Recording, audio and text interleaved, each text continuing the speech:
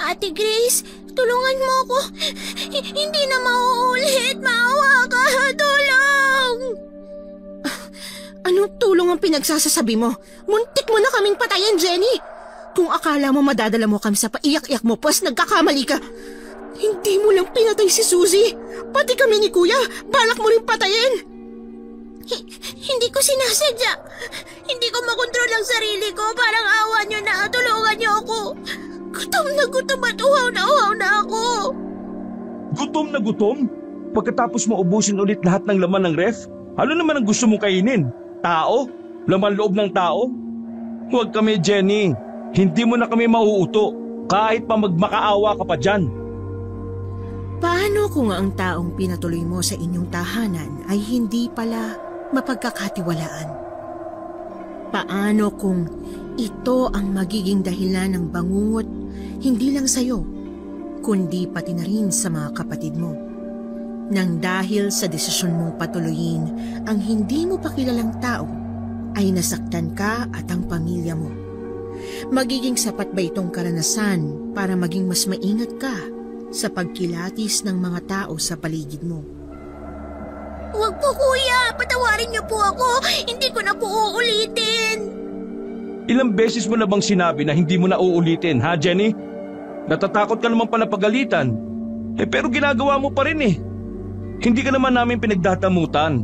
Pero parang wala kang pakialam kahit na maggutom ang iba dito sa bahay. Inubos mo na lahat ng karne sa ref sa isang gabi lang. Ano yun? Kumakain ka ba habang tulog kami? Pambihira. Hindi ka na nga magaling sa trabaho mo, sakit ka pa sa ulo. Hindi ko po kasi mapigilan. Nagutom po kasi ako kagabi, kaya naganap ako ng makakain. Kaya ba inubos mo lahat ng laman ng ref? Nako, Jenny, daig mo pang may-ari ng bahay eh. Ilang kilo ng karne yung pinabili ko sa iyo kahapon.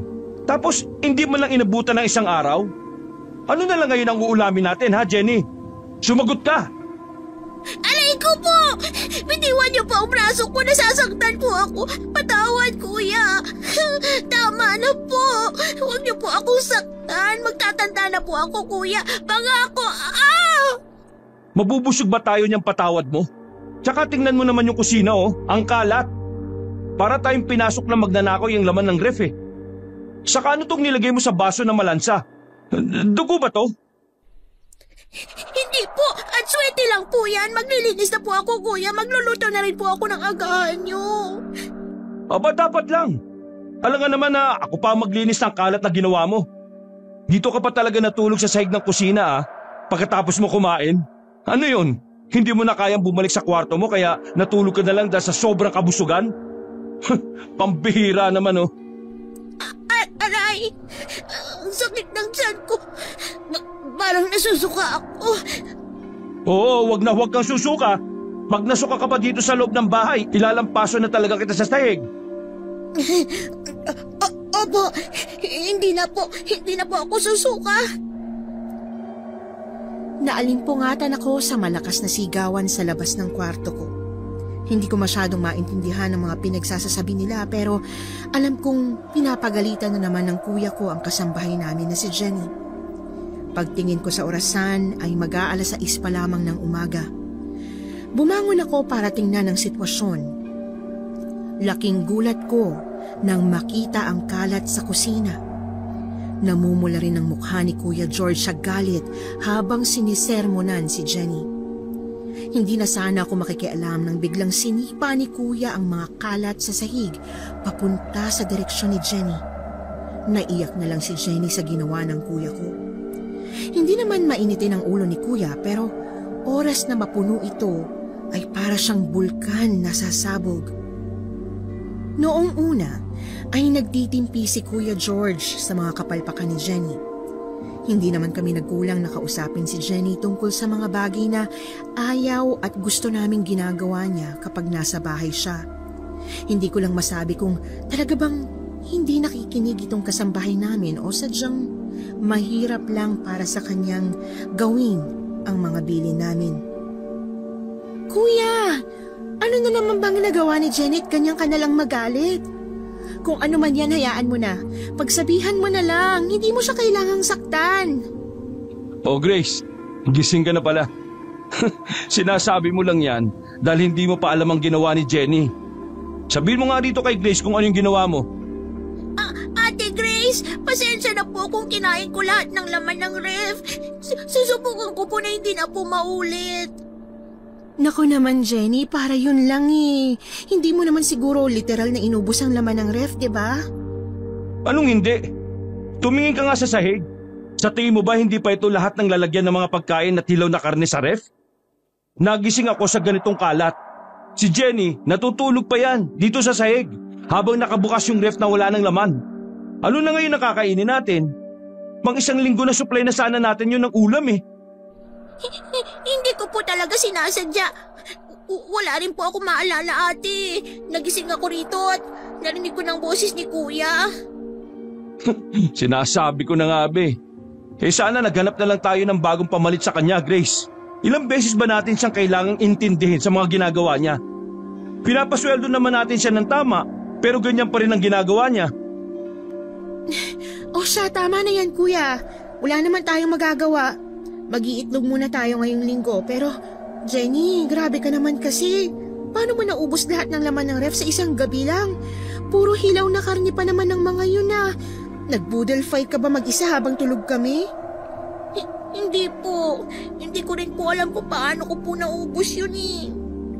Isa pa talaga, Jenny Sa susunod na ginawa mo ulit ito, palalayasin na kita rito. Imbis na makatulong ka dumadagdag ka pa sa sakit ng ulo eh. Napahinga na lang ako ng malalim at napatingin kay kuya na galit pa rin. Pinagsabihan ko na lang si Jenny na magligpit muna ng kalat bago ko lumabas para bumili ng itlog sa tindahan. Magpipritong itlog na muna kami sa ngayon hanggang sa susunod na linggo. Gusto ko man mainis ay hindi pwede dahil baka mas lalong madagdagan ang init ng ulo ni kuya. Una sa lahat, kumuha kami ng kasambahay kagaya ng sabi ng magulang namin na nagtatrabaho sa abroad. Wala kasing kasama sa bahay ang bunso naming kapatid kapag nasa trabaho kami ni kuya. Hindi naman nagkalayo ang edad namin ni Gigi pero dahil espesyal siya at kailangan niya ng makakasama sa bahay, kaya naman napagpasyahan namin na magkaroon ng kasambahay para hindi siya nag-iisa. Pagbalik ko galing tindahan ay hindi pa rin tapos si Jenny sa pagliligpit. Naliligo naman si kuya sa banyo habang si Gigi ay tulog pa rin. Ako na lang din ang nagprito ng itlog at nagsaing. Napailing ako nang mapagtanto kong mukhang mas dumami pa ang mga gawain sa bahay simula nang tinanggap namin si Jenny sa trabaho. Gigi, kuya! Halina't mag-agahan na tayo. Jenny, sumabay ka na rin sa amin pagkatapos mo dyan, ha? Salamat, ate. Ate, anong ulam natin? Piniritong itlog. Di ba, paborito mo to, Gigi? Halika na, kumain tayo habang mainit pa ang kanin, ha? Wala na po bang pork chop? Nako, Gigi, huwag ka na maarte. Anong pork chop wala nang laman yung ref natin. Kumain ka na lang kung anong meron sa lamesa. Hindi na umimik si Gigi kaya nginitian ko na lang siya. Maya-maya ay napatingin ako kay Jenny na maganang kumakain sa tabi ko. Parang ilang araw siyang hindi nakakain kahit na inubos na niya ang laman ng ref namin noong nakaraang gabi lang. Malakas ang tunog na ginagawa ng bibig ni Jenny kapag kumakain siya. Hindi ko masasabi kung sarap na sarap ba siya sa pagkain gayong pritong itlog lamang ito at kanin o natural ba sa kanya na kumain ng ganito. Minsan ko lang din kasi nakakasabay si Jenny sa hapag dahil madalas akong wala sa bahay. Kaya hindi ko maiwasan na mapailing na lamang habang pinapanood siyang kumain. Nang sumunod na araw ay wala akong pasok kaya natulog ako hanggang tanghali. Pagkagising ko ay naglalaga si Jenny ng itlog para uulamin namin. Naglalaro naman si Gigi sa labas kasama ang alaga nitong aso na si Suzy. Pagkatapos ko magmumog at maghilamos ay lumabas muna ako para magpainit saglit at magpahangin na rin. Habang nasa labas ay hindi ko maiwasang marinig ang pinag-uusapan ng kapitbahay namin. Ayon sa chismis, may pagala-gala raw na magnanakaw. Nanloloob daw ito tuwing gabi para patayin ang mga alagang hayop ng mga taga rito sa amin. Papasok na sana ako nang may biglang sumigaw. Pagtingin ko ay nakita ko ang kapitbahay namin na si Aling Rosie. Takot na takot itong nakatingin sa mga halaman na nasa bakod nila. Hindi ko mapigilang makiusyoso para malaman kung anong nangyayari. Mas mabuti na rin yung may alam kaysa magugulat ka na may kinakaharap pala na problema dito sa lugar namin. Maya-maya pa ay nagsilapitan na rin ang iba pang mga tao. Nakisiksik na rin ako para tingnan kung ano bang pinagkakaguluhan nila sa bakod ni Aling Rosie. Napatakip ako ng bibig nang makita ko ang alagang manok ni Aling Rosie na warak ang tiyan. Wala na itong laman loob at dugo. Ito pa naman ang pinagmamalaki ni Aling Rosie na hybrid na manok dahil sa laki nito. Halos mahimatay naman si Aling Rosie dahil sa nangyari sa alaga niya. Nagsimulang magpahayag ng opinyon ng mga naroroon. Noong una ay tungkol lang sa nawawalang hayop pero nadagdagan na naman ang tsismis. May ibang nagsasabi na baka aswang ang may gawa nito pero marami naman ang hindi sumang-ayon dahil sa paniniwala nilang hindi totoo ang mga aswang. Pagkatapos noon ay nadagdagan pa ang mga tao kaya napagdesisyonan ko nang umalis. Uuwi na sana ako nang may tumawag sa akin. Paglingon ko ay nakita ko si Francis, ang kaibigan at kababata namin ni Kuya. Grace, andiyan ba kuya mo? Wala nasa trabaho. Baka mamaya pa uuwi yun. Ganun ba? O sige, babalik na lang ako mamaya. Ay, o nga pala. Alam niyo na ba yung kumakalat na balita? Alin? Yung tungkol ba sa nakawan ng alagang hayop o sa aswang na pumatay sa hybrid na manok ni Aling Rosie? Mukhang alam mo na pala. Mag-iingat kayo ha, lalo ka na at si Gigi. Mahirap na baka kayo yung isunod ng kung sino man na may gawa nito. Ano naman ang mapapala niya sa amin? Wala naman kaming alagang hayop maliban kay Suzy. Huwag mong sabihin naniniwala ka sa mga aswang. Naku Francis, hindi naman totoo siguro yun, di ba? Mas mabuti na rin yung nag-iingat. Tsaka, bakit mo naman nasabi na hindi totoo yung mga aswang? Basta, mag-iingat kayo ha. Sabihin mo na rin sa kuya mo na huwag siya magpapagabi kapag umuuwi. Hindi natin alam kung ano na yung nangyayari sa panahon ngayon eh. May problema ba? Ay, 5 na nga sa mga alaga naming baka ang namatay eh. Katulad ng manok ni Aling Rosie, warakan tiyan at wala na ring laman loob. Pati dugo ng mga to parang sinimot na rin hanggang sa huling patak eh. Kanina lang nawala ulit yung bagong ipinanganak na baka. Hindi ko lang alam kung parehong may gawa nun ha. Yung 5 baka kasi naiwan yung katawan nila. Pero yung kaninang umaga talaga hindi na namin nakita eh. Ganun ba? Sayang naman yung mga baka. Sinubukan nyo na bang bantayan para mahuli ang may gawa nun? Yun na nga. Sabay na namatay yung 5 baka. Yung isa naman kanina, hindi inaasahan yun. Kaya nga gusto ko sana makausap ang kuya mo para itanong kung pwede ba nasamahan niya ako magbantay kapag day off niya eh. Ngaso, kayo naman ni Gigi ang walang makakasama. Mas delikado yun. Kasama naman namin si Jenny. Yung kasambahay na kinuha namin nung nakaraan lang. Wala kasi kami mapag-iwanan kay Gigi kaya sabi nila mama, kumuha na muna kami ng kasambahay. Sasabihin ko mamaya kay kuya na pumunta ka ha? O sige, salamat. Ay, eto pala Grace. Baka makatulong ito sa inyo. Ha? Ano naman to? Anong gagawin ko dito? Uri ng kawayan yan. Mag-ingat ka at baka matusukan yan, matulis ang dulo niyan. Pwede yung palumuti at pwede ring panglaban sa aswang. Aswang na naman. Hindi naman kasi totoo yun. Basta tanggapin mo na lang yan. Malay mo makatulong sa'yo.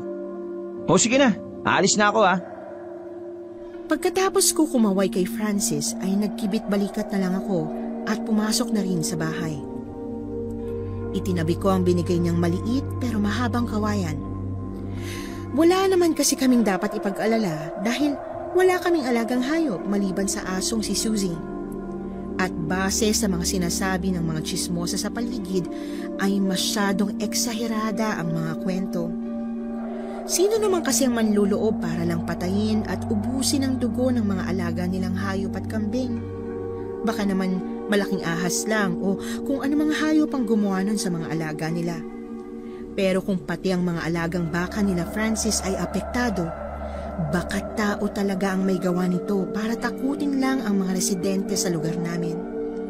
Natawa na lang ako at naisip na hindi naman siguro totoo ang mga aswang na siyang hinihinalang salarin ng mga taga rito sa amin. Dumiretso ako sa kusina upang uminom ng tubig nang maabutan ko si Jenny na may kinakaing mahaba at mapula. Halos isubsob na niya ang mukha niya sa bowl.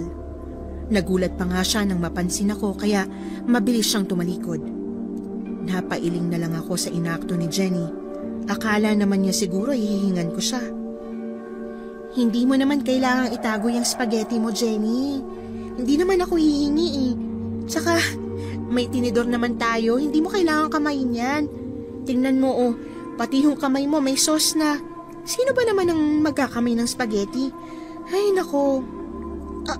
Okay lang ate, malapit ko na rin naman maubos. Saan ka ba kumuha niyang spaghetti?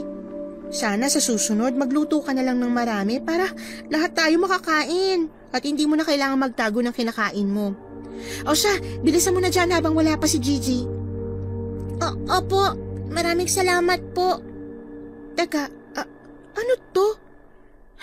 Dugo ba yung nakakalat sa sahig? Dugo ba yan o sauce ng spaghetti? Pasensya na po. Ako na po maglilinis niyan. Baka natapon ko po kanina. Ay, Jenny. Yung itlog ba? Naluto mo na? Tumango naman si Jenny. Maya-maya pa ay natapos na rin siyang kumain. Agad niyang hinugasan ang bowl na ginamit niya. Naghilamos din siya at nagmumog bago humarap sa akin. Tinulungan ko siyang maghanda ng mesa para makakain na kami ng tanghalian na itlog na naman ang ulam. Matapos namin ihanda ang mesa, ay tinawag na namin si Gigi. Agad naman na tumakbo si Gigi sa loob ng bahay at naghugas ng kamay para kumain. Pagkatapos ay hindi ko napigilang tanungin si Jenny kung narinig na ba niya ang balita tungkol sa nanloloob ng bahay.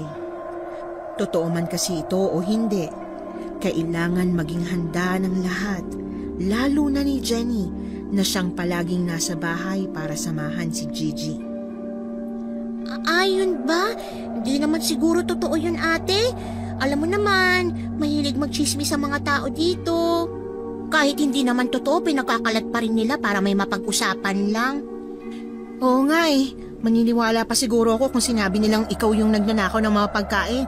Pero mga buhay na alagang hayop ang punteriya ng magnanakaw na to. Sinisip-sip daw ang dugo. Pwede kaya yun? Ate, sabi ni Aling Rosie aswang daw yun. Kaya mag-ingat daw tayo. Baka sa susunod, dito naman pumunta yung aswang sa atin. Nako Gigi, huwag kang magpapapaniwala kay Aling Rosie. Tsaka sa tingin mo ba totoo ang mga aswang? Sabi-sabi lang yun. Wala namang napapatunayan yung mga nagkakalat ng kwento eh. Di ba, Jenny? Oo ate. Hindi naman totoo ang mga aswang. Oh, bakit parang namumutla ka dyan? Naku, Jenny ha? May ginawa ka na naman ba? Lagot ka na naman kay Kuya George nito. Wala ate. Wala naman akong ginawa. Mabuti naman. Akala ko pa naman may kinalaman ka dun sa mga nakawan sa paligid eh. Jenny ha, kung dito sa bahay na pagpapasensyahan ka namin, ewan ko na lang kapag sa iba. Anong ibig mo sabihin Ate Grace? Pinagsasabihan lang kita. Ang dami ng mga nakawan ngayon. Baka kasi makisali ka rin. Alam kong matakaw ka pero wag na wag mong subukan na makialam sa ref ng iba ha. Grabe naman kayo. Hindi ko naman po yung gagawin. Tsaka, wala akong kinalaman dyan sa mga nawawalang hayop ng mga kapitbahay ha. Hindi naman ako aswang para uminom ng hilaw na dugo at kumain ng hilaw na karne. Nagulat ako nang biglang magmarcha palabas si Jenny. Pinagsasabihan ko lang naman siya at binibiro pero kailangan ba talaga niyang magalit? Alam ko naman na wala siyang kinalaman doon sa mga nawawalang hayop. Ilang minuto pa ay hindi pa rin bumalik sa loob si Jenny. Kanina pa rin tumatahol si Suzy kaya naisipan ko na lumabas para tingnan ang nangyari sa alaga naming hayop at para kausapin ulit si Jenny. Napagtanto ko kasi na hindi nga naman maganda ang pagkakasabi ko kaya baka nasaktan si Jenny. Pagkalabas ko ay umikot pa ako papunta sa likod bahay kung saan tahol ng tahol si Suzy. Hindi ko rin mahanap si Jenny kaya naisip ko na baka magkasama sila ng aso. Madalas kasing tinatahol ni Suzy si Jenny kahit na wala namang ginagawa ang huli. Tawag ako ng tawag sa pangalan ni Jenny pero hindi ito sumasagot. Napatigil ako nang may nakita ako sa unahan.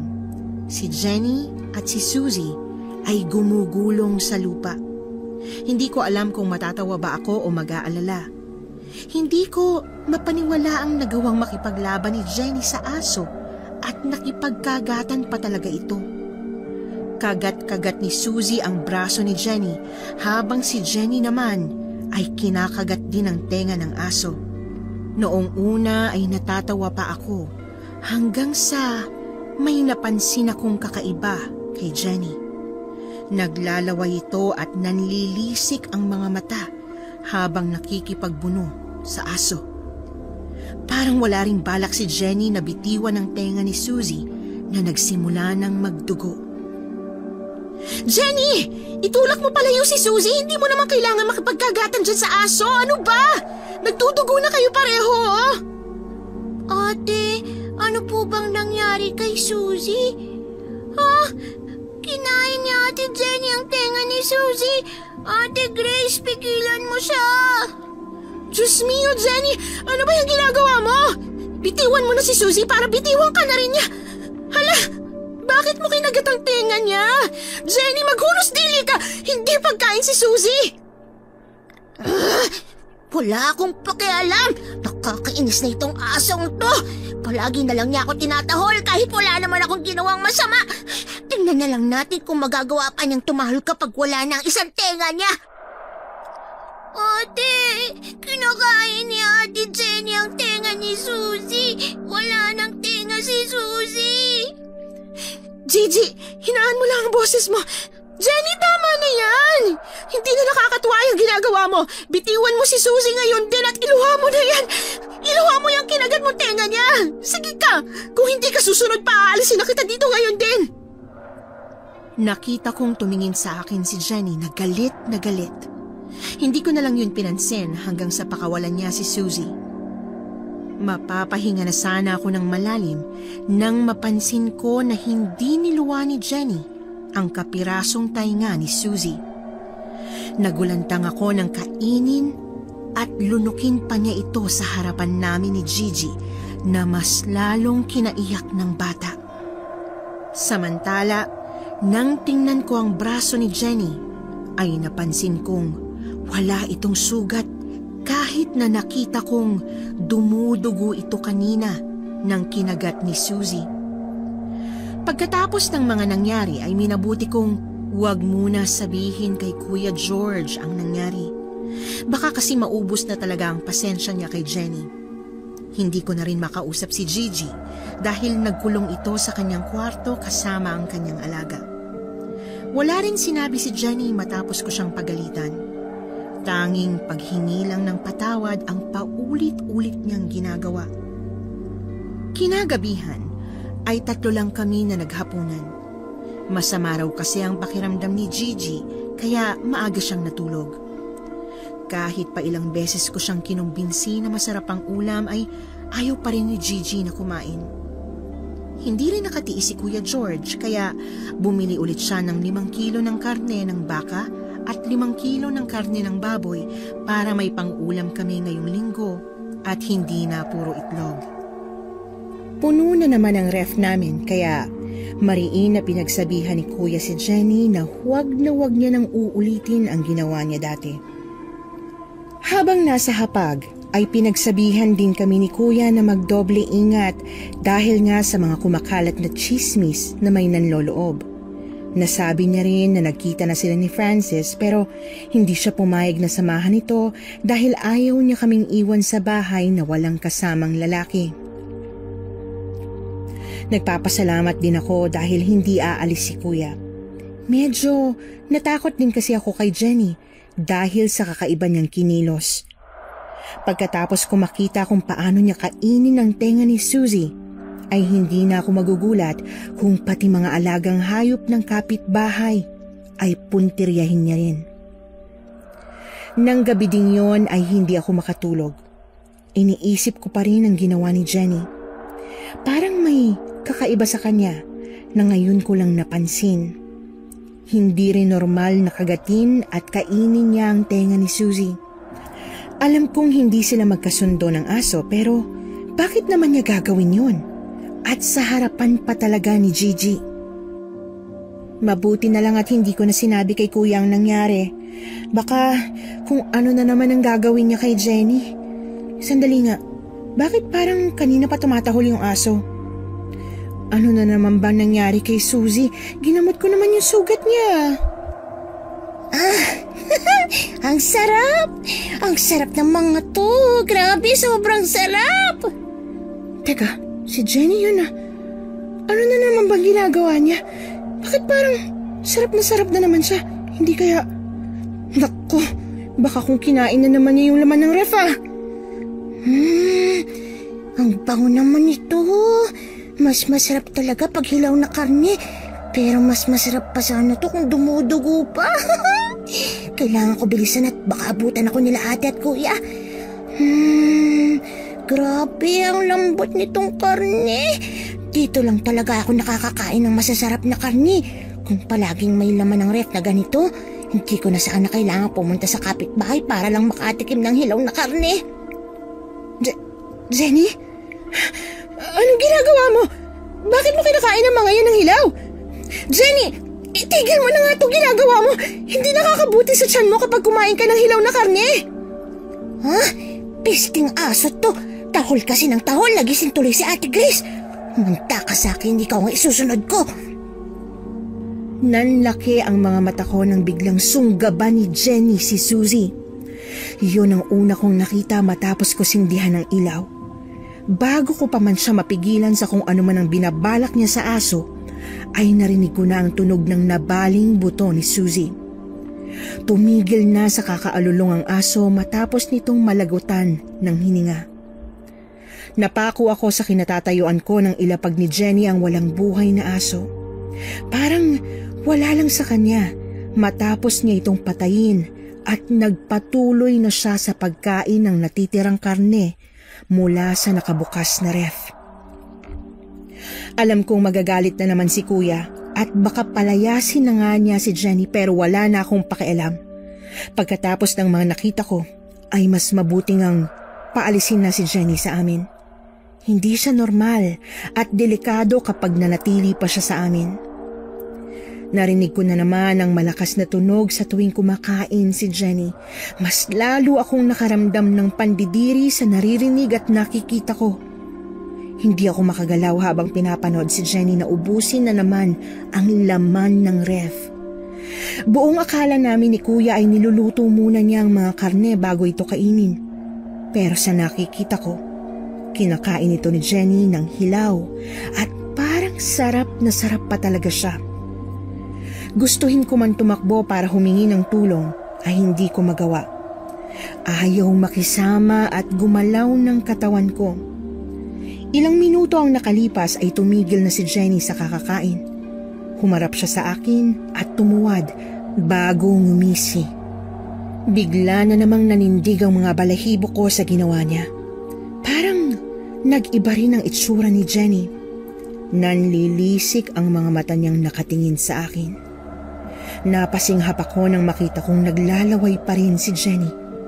Para siyang gutom na halimaw na handa akong sunggaban anong oras. Pinilit kong igalaw ang mga nangangatog kong binti habang hindi inaalis ang tingin ko sa kanya. Nagugutom pa ako. Gusto ko pa. Kuya, tulong! Tulungan mo ako! Gumising ka, Kuya! Si Jenny! Huwag kang matakot, Ate Grace. Hindi na kita papahirapan. Hayaan mo kung tikman ang laman loob mo, ate. Lumayo ka! Lumayo ka sa akin, Jenny! Huwag kang lalapit!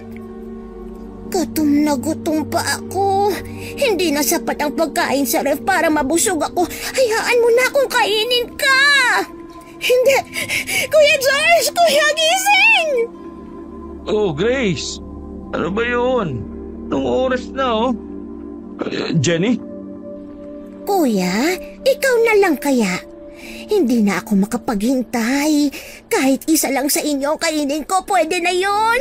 Ilang araw na akong nagugutom simula nung kabilugan ng buwan. Hindi ko na kayang tiisin ito.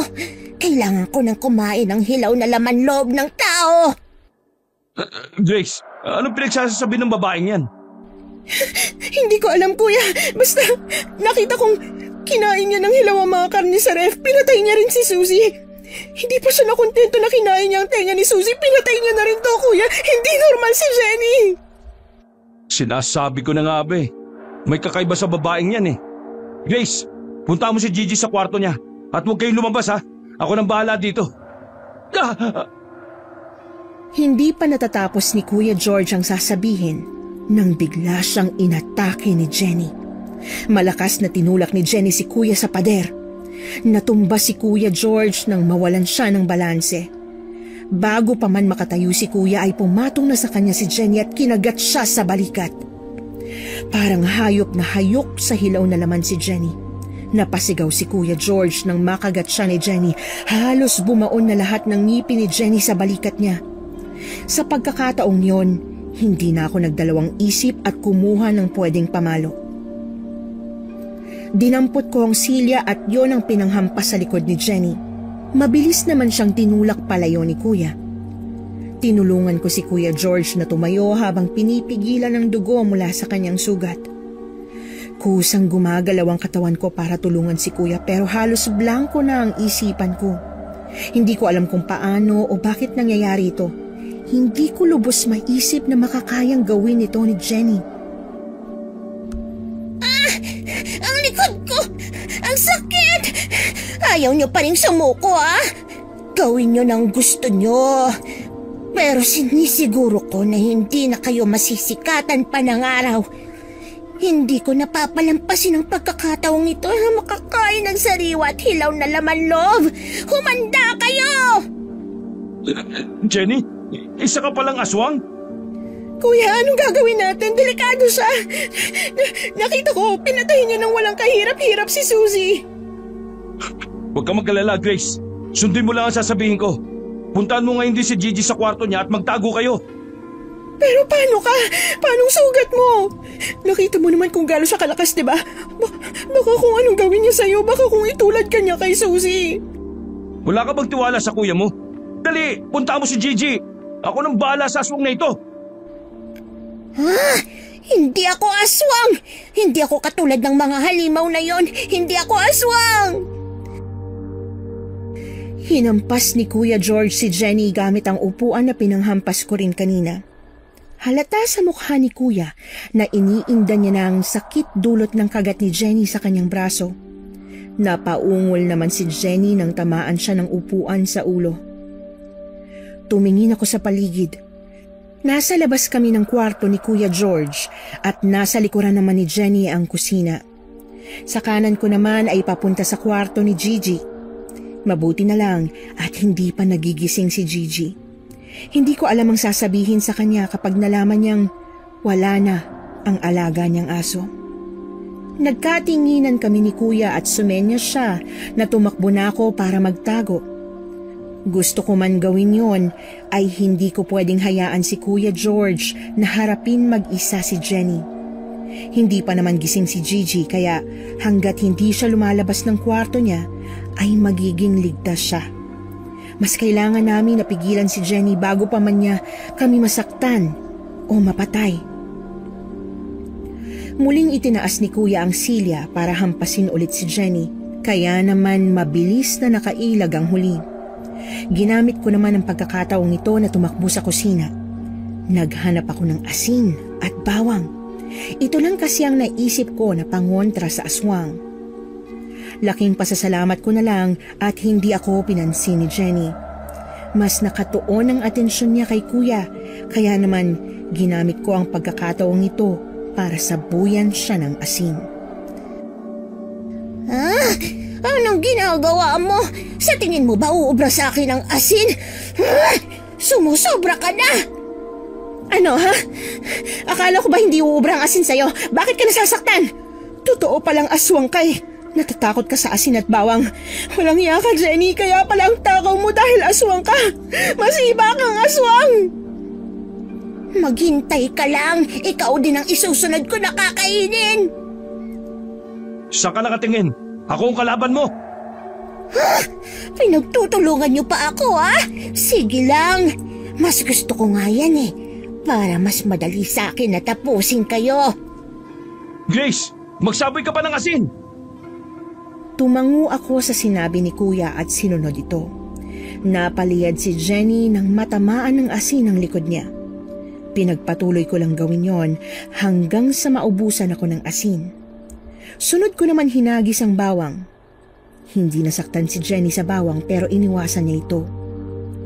Naalala ko tuloy dati na hindi madalas maglagay ng bawang si Jenny sa mga niluluto niya. Hindi ko mapigilan makaramdam ng pagkaduwal. Naisip ko, paano na lang kapag may nilagay si Jenny sa pagkain na niluluto niya sa amin dati? Napakuyom ako ng kamao bago ko balikan ang natitirang asin sa kusina.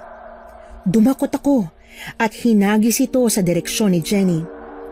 Napasigaw ng malakas si Jenny sa ginawa ko. Hindi niya namalaya na lumapit na si Kuya sa kanya para hatawin siya ng silya sa ulo. Isang mahinang ugong ang narinig namin ni Kuya bago mawala ng malay si Jenny. Agad akong inutusan ni Kuya na kumuha ng lubid para pantali kay Jenny. Naluluha akong tumakbo para sundin ang utos niya. Hindi na siya makakagalaw sa ngayon. Bukas sa bukas din dadali natin siya kay Kapitan. Ating gabi pa lang kaya wala pang tao sa barangay hall. Hindi rin ligtas na dali natin siya sa labas habang madilim pa. Wala akong masyadong alam sa mga aswang dahil hindi ko naman inaasahan na totoo sila. Pero kung tama ang sinasabi ng iba, delikado silang kaharap sa gabi. Ano nang gagawin natin sa kanya ngayon? Baka mamaya magising siya tumatake ulit. Hindi pa rin ako makapaniwala na isang aswang si Jenny, Kuya. Ako rin naman Kaya pala may mga bahid ng dugo sa sahig noon sa tuwing kinakain niya yung mga karne na nakatago sa ref. Kinakain pala niya ng hilaw dahil isa siyang aswang. Akala ko pa naman sadyang masiba lang siya pero yung pala dahil sa aswang siya. Mabuti na lang at hindi nagising si Gigi. Siguradong malulungkot siya kapag nalaman niyang wala na si Suzy. Sige na, ikaw nang bahala magpaliwanag kay Gigi ha. Sa ngayon, babantayan ko na muna si Jenny. Baka kung ano pang gawin niya mamaya kapag nagising siya Sige Kuya, ako na lang ang maglilibing kay Suzy. Sa likod bahay na lang ako maghuhukay. Mas mabuting ilibing ko na siya agad bago pa man magising si Gigi. Hindi ka ba natatakot mag-isa sa labas? Pagkatapos ng nasaksihan ko, may mas nakakatakot pa ba kaysa kay Jenny? Sa bagay, sumigaw ka lang kung kailangan mo ng tulong ha. Mabuti na lang pala at malakas ka sumigaw kanina. Bahagya akong natawa sa sinabi ni Kuya. Kinuha ko ang walang buhay na si Suzy at kumuha na rin ng pala. Dala-dala ang flashlight, naghukay ako sa likod ng bahay para ilibing ang alaga naming aso.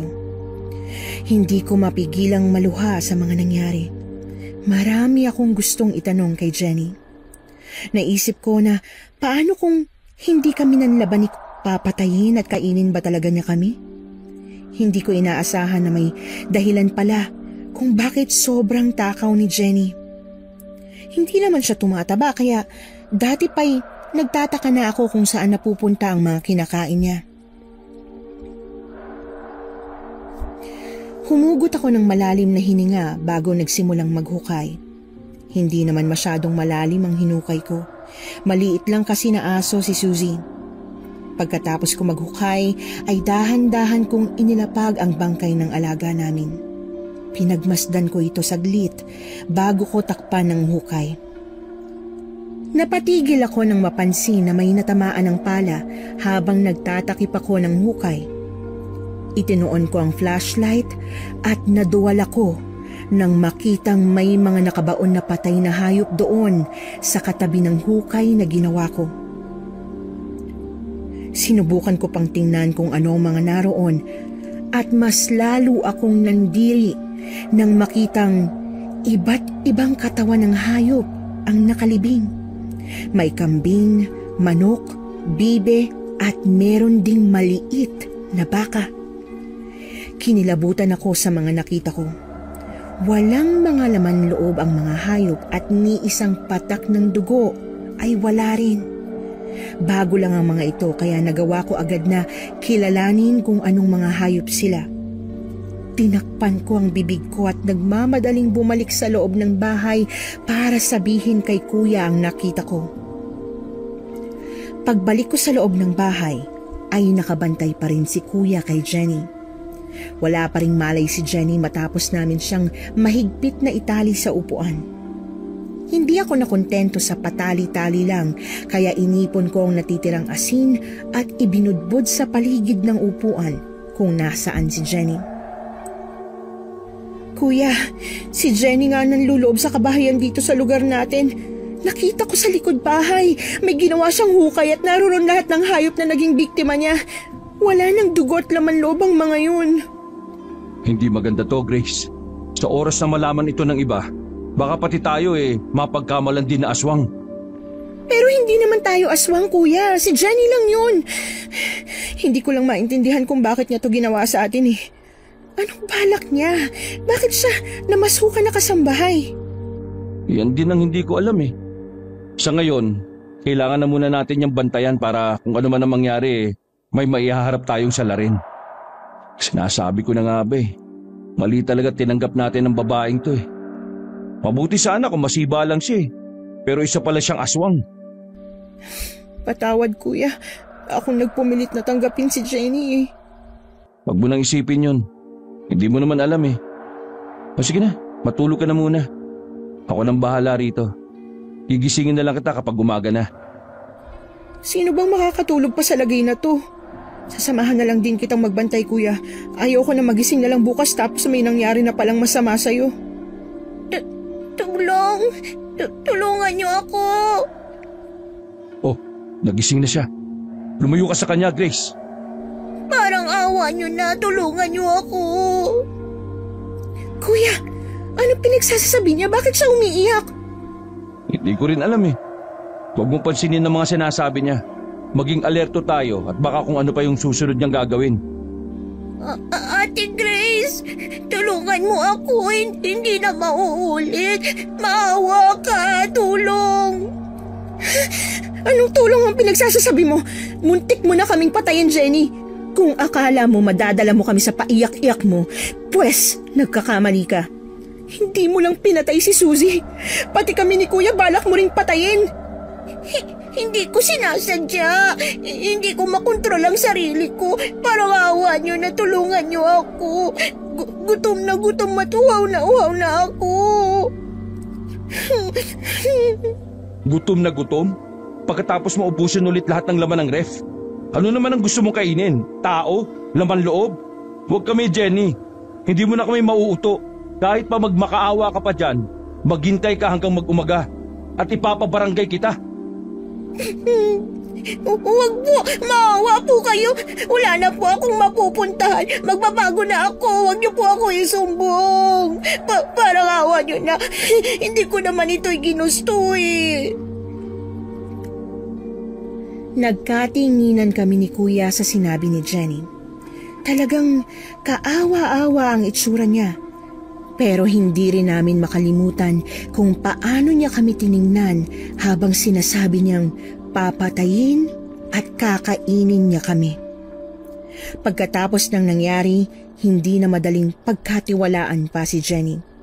Hindi ko alam kung maaawa ba ako sa kanya o maiinis dahil sa pag-iyak niya habang humihingi ng tulong.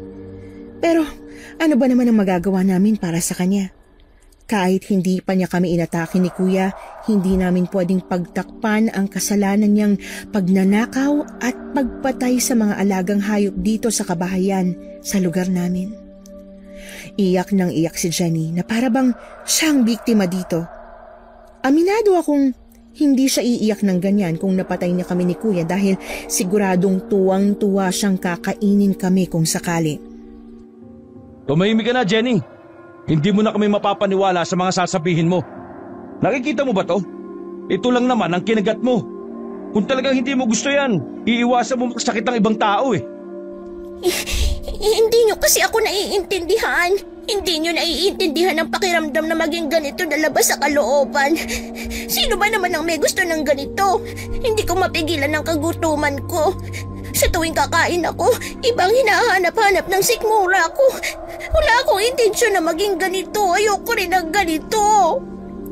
Pero Jenny, kahit ano pang sabihin mo, hindi na mababagong katotohanan na isa kang aswang. Kumakain ka ng hilaw na laman loob. At dugo ng hayop. Pati hilaw na karne sa ref, pinapapak mo rin. Hindi ka normal. Ate Grace, alam mo na hindi ako masamang tao. Wala akong intensyon na masama. Maawa ka sa akin, ate. Parang awa mo na. Kawalan mo na ako dito. Hindi pwede, Jenny.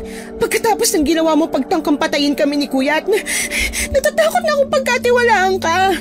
Muntik mo na kaming gawing hapunan mo, Jenny. Magpahinga ka na, Grace. Iwan mo na kami ng aswang na to. Ako nang bahala sa kanya. Kaya huwag ka na mag-alala. Ano balak niyong gawin sa akin? Papatayin niyo ba ako? Kung ganoon, patayin niyo na lang ako nang matahimik na rin ako mula sa sumpang ito. Tumigil ka na, Jenny. Hindi kami katulad mo na mamamatay tao. Kung marami ka nang nabiktima na tao, huwag mo kaming itulad sa'yo. Napapatay na lang basta-basta. Wala pa akong napatay na tao. Hindi ko rin kaya yun gawin. Hanggat maaari, iniiwasan ko yun gawin. Kaya hindi ko rin maintindihan kung bakit ko kayo nagawang atakihin eh.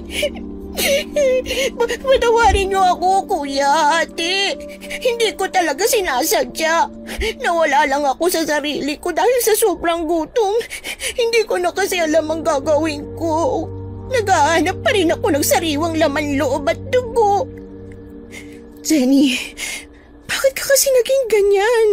Paano ka naging aswang? Kung hindi mo naman gusto ang mga nangyayari, bakit humantong ka sa ganito? Hindi ko mapigilan ang sarili ko na magtanong kay Jenny. Noong una ko kasi siyang makilala, ay alam ko na agad na mabait siya. Kaya nga hindi ako nagdalawang isip na kunin siya bilang kasambahay. Pero nitong mga nakaraang araw ay nagsimulang magbago ang ugali ni Jenny. Mataas pero hindi ito na pati ang laman ng ref ay papatusin niya. Siguro totoo nga na dahil sa gutom ay nagawa niya ang mga bagay na yon, kasama na rin ang pagnakaw at pagpatay ng mga alagang hayop ng kapitbahay.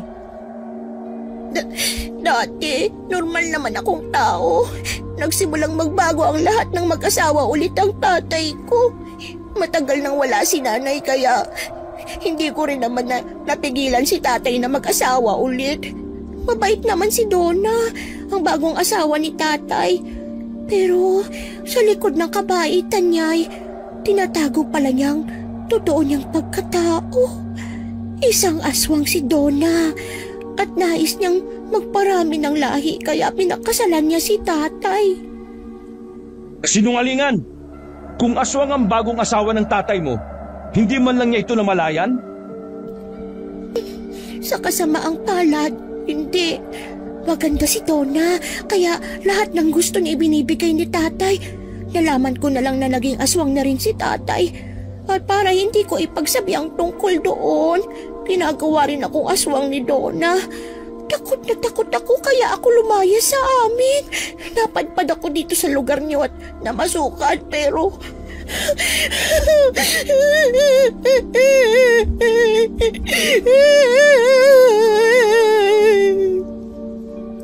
Anong sumunod na nangyari, Jenny? Alam mo na ba na aswang ka nang namasukan ka sa amin? Umiling si Jenny habang umiiyak. Pagkaraan ng ilang saglit, ay muli niyang dinugtungan na ang kanyang kwento. Ayon kay Jenny, wala naman siyang nararamdaman na kung ano nung una. Nagsimula lang daw ang pagbabago sa katawan niya noong kabilugan ng buwan. Naging agresibo siya at nagkaroon ng walang katapusang pagkauhaw at gutom. Dahil hindi alam ni Jenny ang gagawin, ay mas dinamihan pa niya ang pagkain sa pag-asang hindi na siya magugutom. Pero kahit na marami siyang nakain, ay hindi pa rin nawawala ang pagkalam ng kanyang sikmura. Hindi ko alam nung una kung bakit, pero sa tuwing pumupunta ako ng palengke, napapatigil ako sa tindahan ng karne. Hindi ko maiwasang maglaway at matakam sa mga nakasabit at tumudugo pang hilaw na karne. Naisip ko na kung sakaling kumain ako ng ganoon ay baka mapawi ang uhaw at gutom ko. Kaya ba pinuntirya mo yung mga karne sa ref? Pero hindi pa rin naging sapat ang mga yon, kaya nagsimula ka rin magnakaw ng mga alagang hayop ng mga kapitbahay. Ang galing mo rin Jenny? Pati kami dinamay mo eh. Hindi ko talaga sinasadya. Hindi ko sinasadya, maniwala kayo. Wala na akong ibang naisip eh. Ayoko kumain ng laman ng tao kaya mas pinili kong kumain ng hilaw na hayop. Sinubukan ko naman pigilan eh. Hindi ko lang talaga kaya. Pambihira. Wala kaming pake kung aswang ka o Jenny. Huwag mo kaming idamay sa pinag-aagawa mo. Kaya bukas na bukas din si Kapitan na ang bahala sa'yo. Wag! Pag dinala niyo ako kay Kapitan, baka hanapin nila ang pamilya ko. Ayoko nang bumalik doon. Ayoko nang bumalik sa amin. Ayoko maging aswang. Hindi ko maiwasang maawa kay Jenny. Alam kong nagsasabi siya ng totoo. Kung ako ang nasa kalagayan niya, hindi ko rin alam ang gagawin ko. Pero hindi rin kasi tama na binalak niya kaming patayin. Ayaw man aminin ni Jenny pero isa na talaga siyang ganap na aswang. Kung ano man ang pagpipigil na ginawa niya, hindi gumana ang mga yon. Pinatay din ni Jenny si Susie. Akala ko noong una baliw lang si Jenny para patulan ng aso at kinagat pa niya ang tenga nito. Dala pala yon ng pagiging aswang niya. Naalala ko rin dati noong kumakain siya ng mahaba at mapula na akala ko spaghetti. Hindi kaya bituka yun ng manok o anumang hayop na ninakaw niya? Ate Grace, tulungan mo ako, maawa ka. Mas mabuti pa na patayin niyo na lang ako kaysa dalhin niyo ako sa Kapitan. Hindi pwede, Jenny. Kagaya ng sinabi ni Kuya, hindi kami mamamatay tao. Hindi naman namin kaya na patayin ka dahil ang gusto mo na gawin namin yun sa'yo.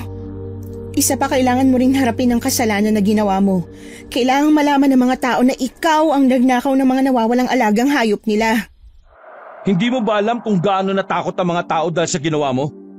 Sa oras na mabulgar na ikaw ang dahilan kung bakit nawala at namatay ang mga alaga nilang hayop, sigurado kung kulong ang aabutin mo. Wala naman kasing maniniwala na aswang ka eh. Maliban na lang siguro sa amin na muntik mo nang patayin. Ano bang gagawin ko para pakiusapan kayo? Anong gagawin ko para hindi na kayo magalit sa akin? Wala kang kailangang gawin maliban sa pagsuko sa mga otoridad. Masyadong komplikadong sitwasyon mo, Jenny. Kahit sabihin pa natin na hindi ka aswang, sa tingin mo ba tatahimik lang ang mga nabiktima mo? Alam mong importante sa mga tao ang pag-aalaga ng hayop dahil isa yun sa pangkabuhayan nila. Pero dahil sa ginawa mo, marami ang naperwisyo. Ayaw kong idamay mo pa kami sa problema mo, Jenny. Yumuko si Jenny at hindi nagsalita. Akala namin ni Kuya ay umiiyak na naman ito. Maya-maya ay bigla niyang itinaas ang kanyang mukha. Nakangisi si Jenny habang nakatingin sa amin. Muli akong nakaramdam ng kaba.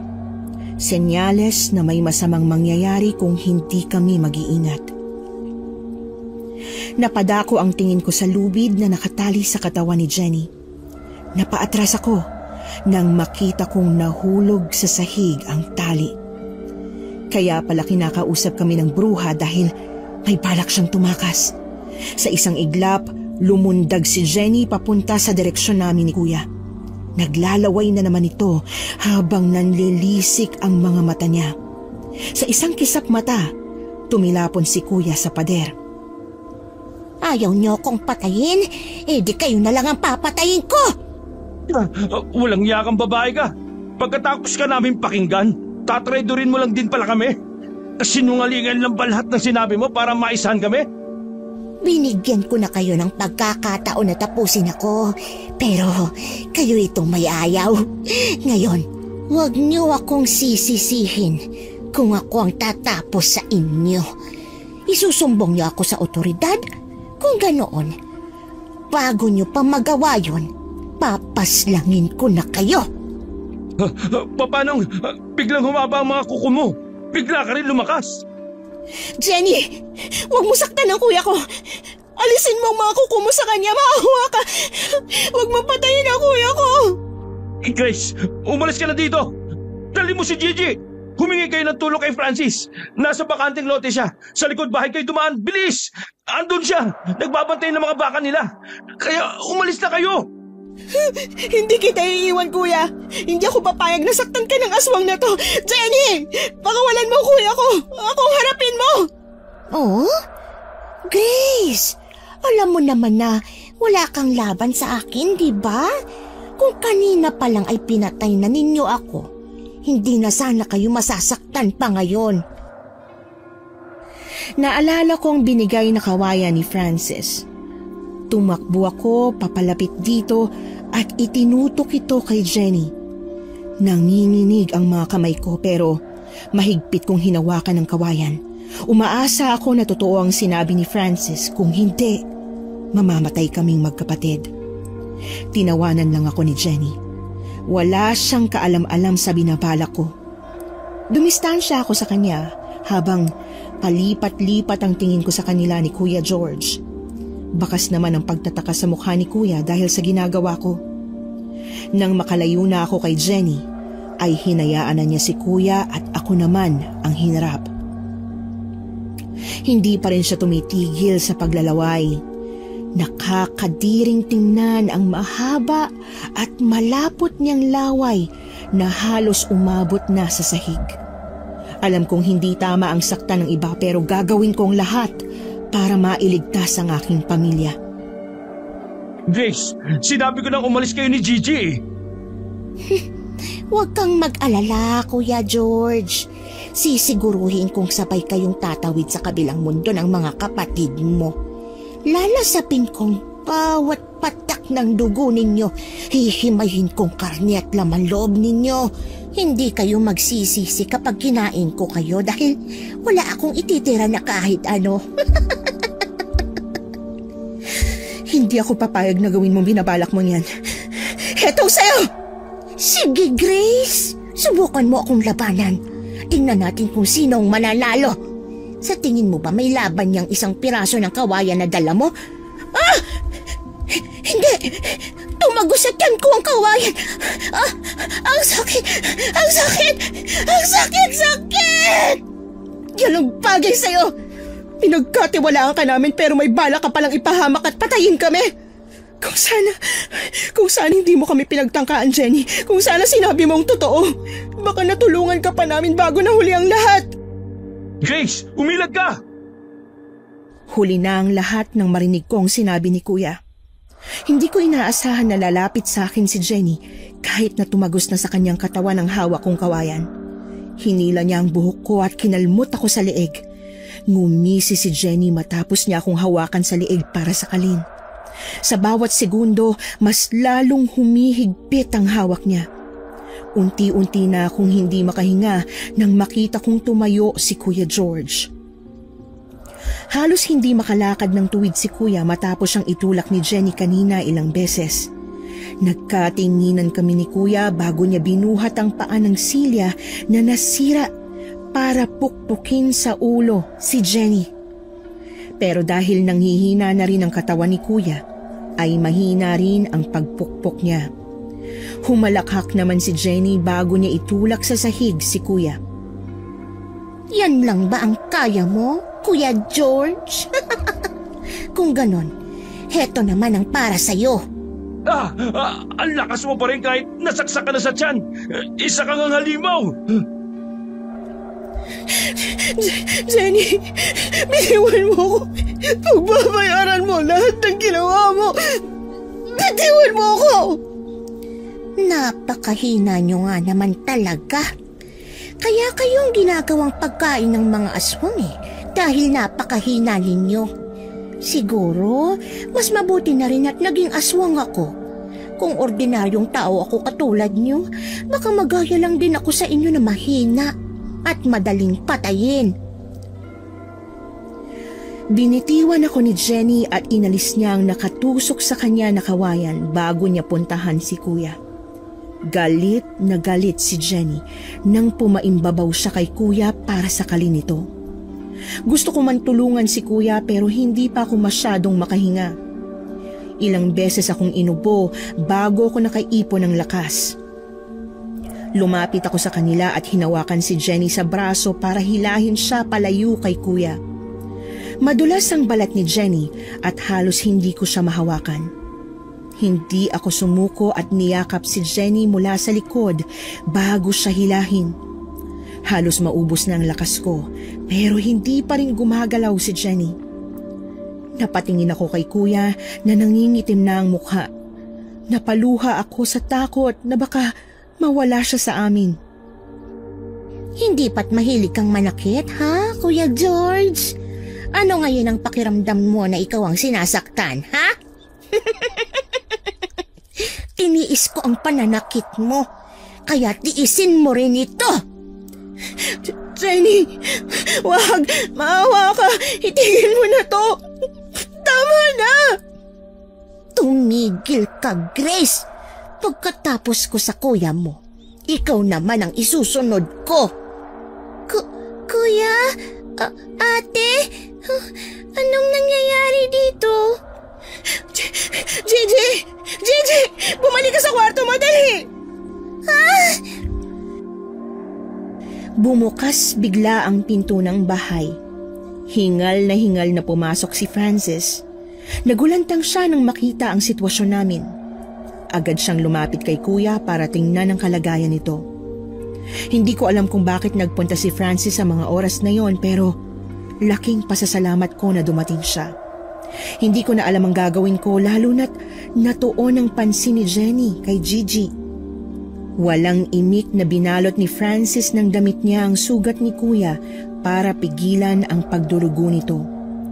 Pagkatapos niya kay Kuya ay lumapit naman siya sa akin para tingnan ang kondisyon ko. Francis, iligtas mo si Gigi. Maawa ka, iligtas mo kapatid namin. Nasaan siya? Nasaan si Gigi, Grace? Nasa kwarto siya. Sinundan siya ni Jenny. Aswang si Jenny. Mag-iingat ka sa kanya. Ako nang bahala. Diyan na muna kayo ni George. Ililigtas ko lang si Gigi. Salamat. Ha? Sino ka naman? Bakit ka nakikialam dito? Hindi kita hahayaang saktan pa mga kaibigan ko. Sinasabi ko na nga ba't may aswang dito sa lugar namin eh. Ikaw din ang nagnakaw ng anak ng baka namin, hindi ba? At sigurado kung ikaw din ang nakita kong kumakain ng laman loob ng mga baka namin. Sa wakas, nakita na rin kita. Pagbabayaran mo ang ginawa mong aswang ka. Hindi mo ako kaya. Isa ka lang normal na tao. Talaga ba? Paano naman to, ha? Pareho lang kayo ni Grace. Sa tingin niyo, hanggang kailan niyo ako mapipigilan gamit ang asin na yan, ha? Ganun ba? Paano naman to? Biglang inilabas ni Francis ang sundang niya na gawa sa tanso. Matagal na namin itong nakita sa bahay nila noong mga bata pa kami pero akala namin dati ng kuya ko ay dekorasyon lamang ang sundang na yon. Mapurol lang ang sundang at hindi pwedeng panghiwa. Kaya laking gulat ko nang hambalusin ni Francis ng sundang niya si Jenny. Nagkasugat si Jenny sa braso at napaiyak ito sa sobrang sakit. Hindi rin ito makatingin sa harap dahil mukhang nasisilaw ito sa sundang ni Francis. Nakailang tama pa si Francis at sa tuwing nagkakasugat si Jenny ay mas lalong lumalakas ang hiyaw nito sa sakit. Hindi umubra ang madulas niyang balat. Ano yan? Bakit nasusugatan ako niyan? Ito'y gawa sa tanso. Hindi man matalim ang sundang ko, ay kaya ka naman itong sugatan. Bagay na bagay ito sa mga aswang na katulad mo. Heto ba? Ang sakit! Mas masakit pa to sa sugat na dinulot ni Grace. Papatayin ko kayong lahat. Papatayin ko kayo. Bakit hindi gumagaling ang sugat ko? Sinabi ko naman sa iyo, di ba? Para talaga to sa mga katulad mong aswang. Sa oras na masugatan ka, hindi agad gagaling ang sugat mo. Kaya sumuko ka na, Jenny. Kung ayaw mo na pugutan kita ng ulo. Itigil mo na to at sumuko ka na sa otoridad. Kailangan mo pa rin pagbayaran ng ginawa mong pagnanakaw. Francis, mag-iingat ka. Hindi basta-basta natatalo si Jenny. Alam ko, kaya may dala pa akong ganito. Inilabas ni Francis ang isang supot ng asin at ibinuhos ito sa mga sugat ni Jenny. Nagsisigaw si Jenny sa iyak hanggang sa magpagulong-gulong ito sa sahig. Paulit-ulit na humingi ng tawad si Jenny pero hindi namin siya pinakinggan. Sa galit nito ay nagsimula na siyang pagmumurahin kami. Inilabas naman ni Francis si Gigi sa kanyang kwarto at pinapunta sa akin. Niyakap ko ang kapatid ko na nanginginig na sa takot. Buong akala namin ay matatapos na ang lahat hanggang sa tumigil na sa kakaiyak si Jenny. Hindi na siya gumagalaw kaya nilapitan siya ni Francis. Nagulat na lang ako nang biglang natumba sa sahig si Francis at may sugat na sa leeg. Napanganga na lang ako nang makita kong tumayo si Jenny. Unti-unting nag-iba ang kanyang anyo. Nagkaroon siya ng mga pakpak sa likod at humaba rin ang kanyang dila. Sa dulo ng kanyang dila ay may sariwa pang dugo na marahil ay dugo ni Francis. Nakakatakot ang itsura ni Jenny. Malayong malayo na sa maganda at maamo niyang mukha na nakasanayan ko. Bigla kong napagtanto na hindi pa tapos ang lahat. Nasa bingit pa rin kami ng panganib at kailangan kong protektahan si Gigi. Wala nang malay si Kuya at si Francis. Hindi ko rin alam kung magigising pa ba sila. Pero umaasa ako na malalagpasan namin ito. Kahit kailanman ay hindi magwawagi ang kadiliman laban sa liwanag. Hindi naman masyadong masarap ang dugo ng lalaking nito. Ano kaya ang lasa ng dugo mo? Ha, Grace? Sa inyo ni Gigi, sino ang uunahin ko? Hindi ito maaari. Pagkatapos ng lahat, paano hindi pa rin natatalo ang aswang? Ano, Grace? Pagod ka na ba? Kung akala nyo ganoon lang ako kadaling talunin, nagkakamali kayo. Magbabayad kayong lahat sa ginawa ninyo. Uubusin ko ang mga dugo ninyo. Ate, natatakot ako. Huwag ka mag-alala, Gigi. Poprotektahan kita. Pumikit ka, Gigi. Huwag kang titingin sa halimaw na yan. Sinabi ko na nga na hindi ako isang halimaw. Hindi mo ba nakikita ang itsura mo? Hindi ka na isang tao, Jenny. Isa ka ng halimaw.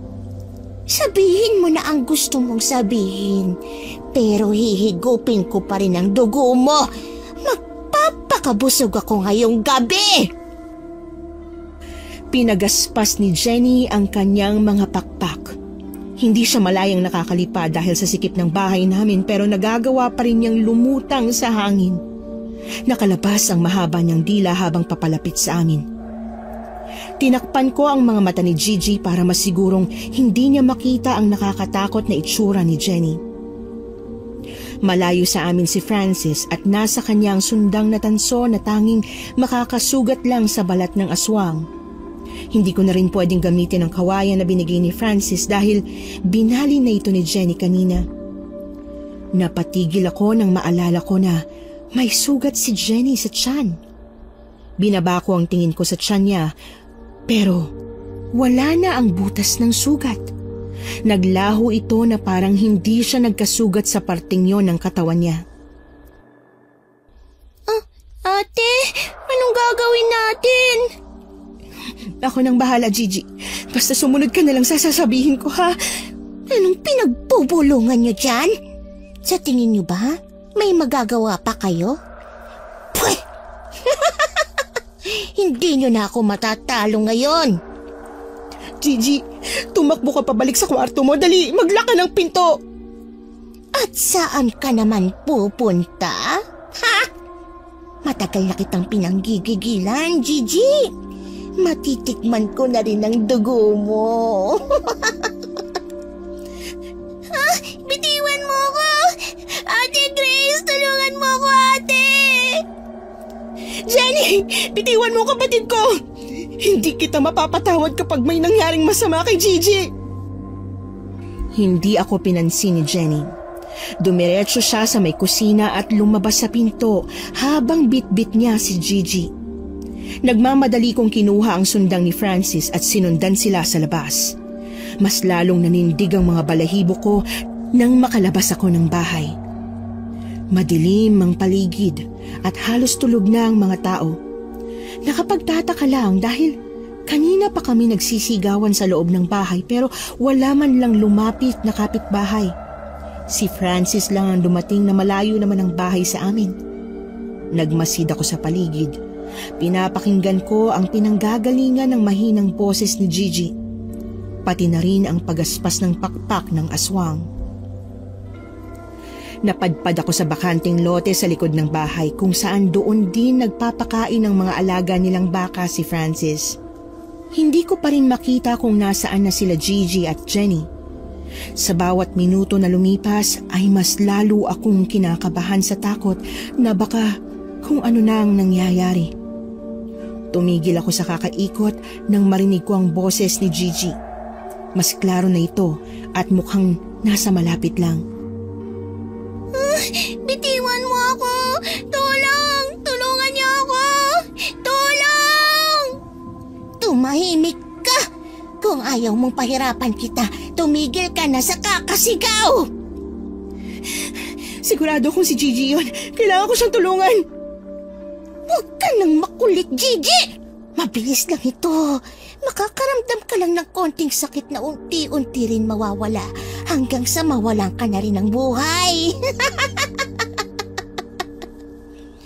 Mamatay kang aswang ka! Grace! Paano mo kami nakita? Hindi pa ako tapos sa kapatid mo. Alisin mo yung sundang na yan. Nasusunog ang laman ko! Grace! Bitiwan mong kapatid ko kung ayaw mong ibaon ko palalo tong sundang! Grace! Wag na wag mo nang babanggitin ang pangalan ko, aswang! Muntik mo na akong mapaniwala sa mga sinabi mo. Tapos papatayin mo rin pala kami ng mga kapatid ko. Hindi kita mapapatawad. Ako na mismong tatapos sa'yo! Mas lalo ko pang ibinaon ang sundang na tanso sa likod ng aswang. Hinugot ko ito at sinubukang putulin ang pakpak niya kaya mas lalong naiyak sa sakit si Jenny. Habang pinaparusahan ko siya ay sinubukan naman manlaban ng aswang. Inilabas nito ang kanyang dila at ipinulupot sa aking leeg. Akmang tutusukin na sana niya ako sa ilalim ng baba ko gamit ang dulo ng kanyang dila nang hawakan ko ito at putulin. Nahiwa ng sundang ang dila ng aswang. Hindi nga ako masyadong nahirapan nang hiwain ko ito. Napaatras ang aswang kaya nakaalis si Gigi mula sa ilalim nito. Tumakbo si Gigi sa likod ko na nanginginig pa rin sa takot. Pinakalma ko si Gigi at sinabing, ako na ang bahala. Hindi na sinubukan pa na lumapit sa amin ang aswang kaya ako na mismo ang lumapit. Unti-unti akong lumapit sa umiiyak na aswang dahil sa mga natamo niyang sugat. Itinaas ko ang hawak kong sundang at pinagsasasaksak ang aswang. Sa mata ko, hindi na si Jenny ang kaharap ko kundi isang halimaw na may nakakatakot na anyo. Pilit naman na lumalayo ng aswang pero hindi ko siya tinigilan hanggat hindi ko naputol ang dalawa niyang pakpak. Magkahalong dugo at pawis ang nasa mukha ko matapos ko putulin ang mga pakpak ng aswang. Hindi ko siya tinigilan hanggang sa hindi na siya gumalaw. Napaluhod na lang ako sa pagod at takot. Hindi ko alam kung tama ba ang ginawa ko, pero ang mas mahalaga sa akin ay protektahan ang pamilya ko. Hawak-hawak ko pa rin ang sundang nang tuluyan na akong mawala ng malay sa tabi ng aswang. Hindi ko alam kung ilang oras na ang lumipas. Nagising na lang ako na sumisikat na ang araw. Mabigat ang katawan ko kaya hindi pa ako agad nakagalaw. Ilang minuto ang nakalipas ay narinig ko na ang boses ni Kuya George. Mukhang wala sila rito. Subukan natin maghanap sa kabila. Nandito kami! Kuya! Grace? Grace! Salamat at ligtas kayo. Hindi ko alam ang sasabihin sa magulang natin kung may nangyari sa inyo ni Gigi. Kuya, napatay ko yata yung aswang. Ano? Nasaan na ang aswang? Nasaan na si Jenny? Nandito lang yun sa tabi ko kanina bago ako nahimatay eh. Wala na siya. Baka nakatakas ang babaeng yun. Pero huwag ka mag-alala, Grace. Sinabi na namin kay Kapitan ang tungkol sa nangyari. Ano raw ang sabi? Naniwala ba siya nang sabihin mo ang tungkol sa aswang? Hindi ko pinanggit ang tungkol sa aswang. Sinabi lang namin ni Francis na nabaliw si Jenny kaya niya tayo inatake. Kung sasabihin ko na aswang si Jenny, baka tayo pang ipadala sa mental dahil walang maniniwala. Wala rin tayong saksi maliban kay Francis. Sa lakas ng sigaw natin sa bahay kagabi, wala man lang pumunta para tingnan ang nangyayari. Dahil yon sa angking kapangyarihan ng aswang. Hindi kayo naririnig ng ibang tao kahit na malapit lang kayo. Ginagamit ito ng mga aswang para hindi sila pagtulungan ng mga tao sa tuwing nangunguha sila ng biktima. Natahimik ako sa mga sinabi nila. May punto rin sina Kuya at Francis. Kahit siguro isalaysay namin ang nangyari ng nakaraang gabi, ay walang maniniwala. Kahit na ang mga kapitbahay namin ay walang pakialam kahit na nagsisigawan na kami sa loob ng bahay. Baka imbis na maniwala sila ay ipagkalat pa nila na nababaliw kami, lalo pa'y may problema sa pag-iisip si Jenny. Tinulungan akong tumayo ni Kuya at inalalayan niya ako pabalik sa bahay. Si Gigi naman ay binuhat ni Francis. Napatingin ako sa sundang na hawak ko. Hindi ko pa rin ito magawang bitiwan. Kung hindi dahil sa sundang na ito, ay baka nawala na ang mga mahal ko sa buhay. Pagdating namin sa bahay ay napatingin ako sa paligid. May mga bahid pa rin ng dugo sa sahig at dingding, pero halos maayos na ang lahat. Napansin ko rin ang benda sa iba't ibang parte ng katawan ni na Kuya at Francis. Ayon sa kanila, nagpagamot muna sila sa klinik bago nila kami hinanap. Hindi kasi sila pinaalis ng kapitan hanggat hindi nagagamot ang mga sugat nila.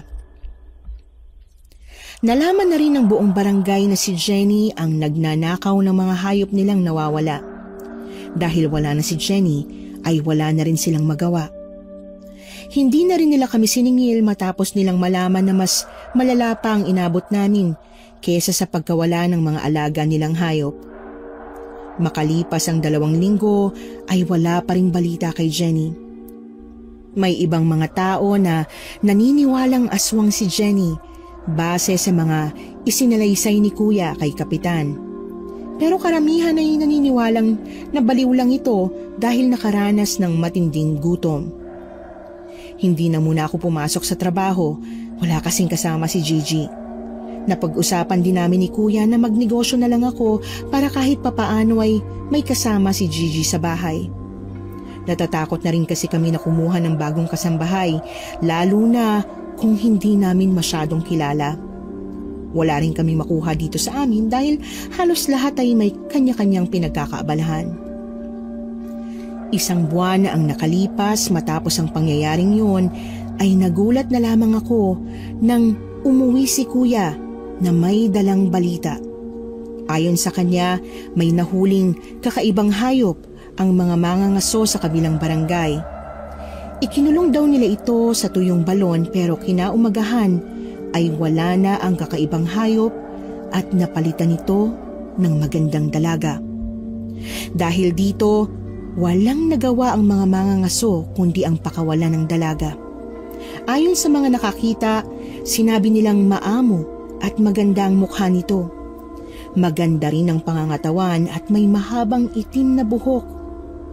Hindi ba kumbinsido si kuya sa mga narinig niya kaya pinuntahan niya mismo ang bahay ng nakahuli dito. Sabi naman ng pamilyang mangangaso ay Jenny daw ang pangalan ng dalaga. Umalis daw ito at sinabing uuwi na sa kanila. Ang karanasan na yon ay hindi ko pa rin makakalimutan hanggang ngayon. Ilang taon na rin ang nakalipas pero paminsan-minsan ay nagiging topic pa rin yon ng mga usapan namin nila kuya. Sa ngayon, nasa syudad na ako nakatira kasama ang aking napangasawa. Wala na rin akong naririnig na balita tungkol sa mga aswang. Pero kahit na ganoon, mas pinili ko pa rin na maging maingat. Lalo na sa mga taong pinapapasok ko sa aming tahanan. Hanggang sa muli at maraming salamat.